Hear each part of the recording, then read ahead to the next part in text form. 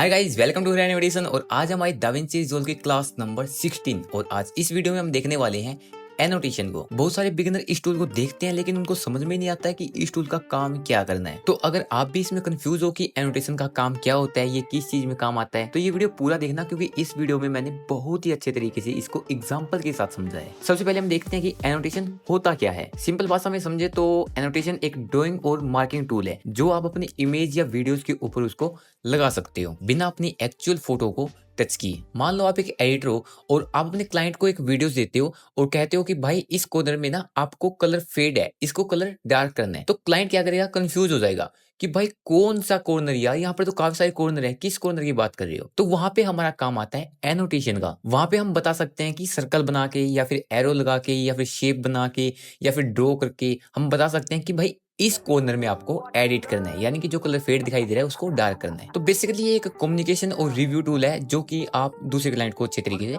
समझा सकते हो। तो चलिए फिर देखते हैं ये टूल होता कहाँ है।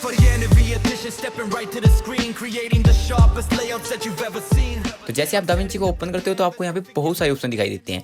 अब मैं क्या करने वाला हूँ, किसी भी क्लिप को यहाँ पे टाइमलाइन के अंदर ड्रैग कर लेता हूँ। जैसे मैंने यहाँ पे इसको ड्रैग कर दिया। अब देखते हैं कि हमारा ऑप्शन जो है वो एनोटेशन वो कहाँ है। तो जैसे आप लोग यहाँ पे देख सकते हो कि आपको यहाँ पे ऑप्शन दिखाई देते हैं और आपको सिंपली एरो के ऊपर क्लिक करना है। तो जैसे आप एरो के ऊपर क्लिक करते हो तो आपको यहाँ पे बहुत सारे ऑप्शन दिखाई देते हैं। आपको सिंपली नीचे मिलेगा एनोटेशन, तो सिंपली आपको एनोटेशन के ऊपर क्लिक कर देना है। क्लिक करने के बाद आप लोग यहाँ पे देख सकते हो कि आपको यहाँ पे ऊपर टॉप बार में और भी टूल्स ओपन हो जाती हैं। तो इन टूल्स का काम है कि आप यहाँ पे कुछ भी ड्रॉ कर सकते हो, एरो बना सकते हो, शेप बना सकते हो, लाइन लगा सकते हो, कलर चेंज कर सकते हो। तो बहुत सारी चीजें आप यहाँ पे कर सकते हो। तो मैं यहाँ पे ड्रॉ करने वाला हूँ। तो ड्रॉ करने के लिए आपको यहाँ पे एक एरो भी दिया गया है। तो एरो से क्या होगा कि आप यहाँ पे इसकी थिकनेस भी चेंज कर सकते हो। जैसे आपको कितना थिकनेस चाहिए या फिर आपको बोल्ड चाहिए, तो आप यहाँ पे मैं मीडियम रख लेता हूँ। जैसे मैं सेकंड वाला सिलेक्ट कर लेता हूँ। अब आपको क्या करना है, यहाँ पे सिंपली कुछ ड्रैग करना है। अब मैं चाहता हूँ कि मुझे यहाँ पे इस एरिया में कलर चेंज चाहिए या फिर मुझे वीएफएक्स चाहिए, तो आपका यहाँ पे लग गया। और जैसे मैं इसको थोड़ा सा आगे तरफ करता हूँ तो आपको यहाँ पे शो जाता है कि आपका मार्कर लग गया है। तो जैसे मैं इसके ऊपर डबल क्लिक करता हूँ तो इसकी अंदर की जो सेटिंग्स है वो यहाँ पे ओपन हो जाती है और इसके अंदर बहुत सारी सेटिंग्स दी है। तो सबसे पहले यहाँ पे टाइम दिया गया है कि आपका जो टाइम स्टार्ट है वो कहाँ से स्टार्ट है। तो यहाँ पे मेरा 00 पे स्टार्ट है, यानी कि मैंने बिल्कुल स्टार्टिंग से किया था। अगर मैं इसको आगे स्टार्ट करना चाहता हूँ तो आगे से भी कर सकता हूँ। यानी कि मैं अगर इसका टाइम चेंज कर देता हूँ, ये मैं चाहता हूँ कि मुझे यहाँ पे 1 मिनट करना है, तो जैसे मैं 1 लिख देता हूँ और इसके बाद आपको ड्यूरेशन दिया गया है कि आपको इसकी ड्यूरेशन कितनी रखनी है। तो मैं यहाँ पे कर देता हूँ 10 सेकंड। तो मैंने यहाँ पे 10 कर दिया है। इसके बाद यहाँ पे मार्कर का नाम दिया गया है, यानी कि आप इसका मार्कर का नाम चेंज कर सकते हो। जैसे मैं यहाँ पे कर देता हूँ कि .1,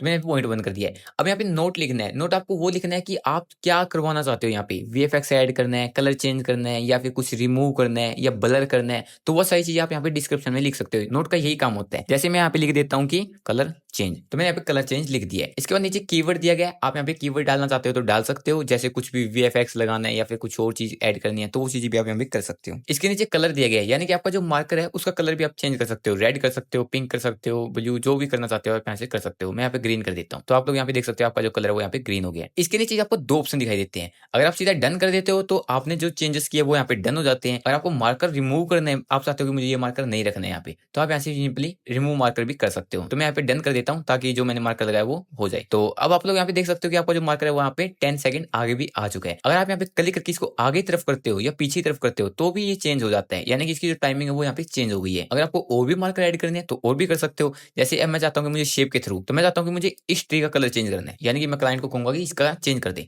तो मैं सिंपली अब यहाँ पे डबल क्लिक करूंगा और यहाँ पे लिख दूंगा कि .2 और यहाँ पे नोट लिख दूंगा क्या करना है मुझे, चेंज द ट्री कलर। और कलर भी लिख सकते हो आपको कौन सा कलर चाहिए, जैसे मैं चाहता हूँ कि पिंक कलर। यहाँ पे ब्रैकेट्स भी लगा सकते हो, आप अपनी मर्जी से किसी हिसाब से लिख सकते हो। आपको बस क्लाइंट को समझाना होता है कि उसको किस तरीके से उसको एडिट करना होता है, तो वो कर लेगा अपने आप। इसके बाद आप यहाँ पे इसका कलर भी चेंज कर सकते हो, जैसे मैं यहाँ पे रेड कर देता हूँ। इसकी टाइमिंग भी रख सकते हो कि इसका जो कलर है वो कितनी देर तक चेंज रहना चाहिए। अगर यहाँ पे आप नहीं करते हो तो आप बाद में भी इसको कर सकते हो। जैसे मैं यहाँ पे डन कर देता हूँ।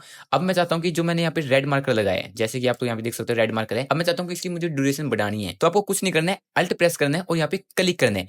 अब आपको राइट की तरफ ड्रैग करना है इस तरीके से। तो इस तरीके से आपका जो ड्यूरेशन है वो यहाँ पे हो जाएगी। और आपको और भी मार्कर ऐड करने हैं, जैसे मैं चाहता हूँ मुझे स्टार्टिंग में भी थोड़ा मार्कर ऐड करना है कुछ सेकंड के बाद, जैसे मुझे यहाँ पे ऐड करना है। अब मैं यहाँ पे एरो बना देता हूँ और मैं लिख देता हूँ कि मुझे यहाँ पे स्काई का कलर चेंज चाहिए। आप अपनी मर्जी से 2 भी लगा सकते हो, 3 भी लगा सकते हो, 4 भी लगा सकते हो। बट याद रखना कि आपका जो एक मार्कर होगा उसके अंदर आप कितने भी इफेक्ट्स यहाँ पे एडिट कर सकते हो। अब मैं यहाँ पे क्या करने वाला हूँ, इसको भी एडिट करने वाला हूँ। यहाँ पे डबल क्लिक करता हूँ और यहाँ से इसको चेंज कर लेता हूँ। जैसे मैं यहाँ पे लिख देता हूँ कि .3 और यहाँ पे लिख देता हूँ कि डार्क स्काई। इसके बाद कीवर्ड डाल सकते हो और यहाँ पे इसका कलर भी चेंज कर सकते हो। मैं यहाँ पे येलो कर देता देता हूँ और डन कर देता हूँ। अब आप लोग यहाँ पे देख सकते हो कि मैंने यहाँ पे 3 मार्कर लगा लिए। इसकी भी आप ड्यूरेशन बढ़ाना चाहते हो तो बढ़ा सकते हो। जैसे आपको अल्ट प्रेस करना है, क्लिक करना, राइट की तरफ ड्रैग करना है, इस तरीके से। तो इस तरीके से आप यहाँ पे एनोटेशन का यूज कर सकते हो। तो ये थी हमारी एनोटेशन की वीडियो। आई होप आपको अच्छे समझ में आ गई होगी। बट इसमें ना कुछ लोगों के डाउट रहते हैं, भाई अगर हम इसे एक्सपोर्ट करेंगे तो क्या हमारी एनोटेशन साथ में एक्सपोर्ट होंगे? नहीं भाई, बिल्कुल भी नहीं होंगे।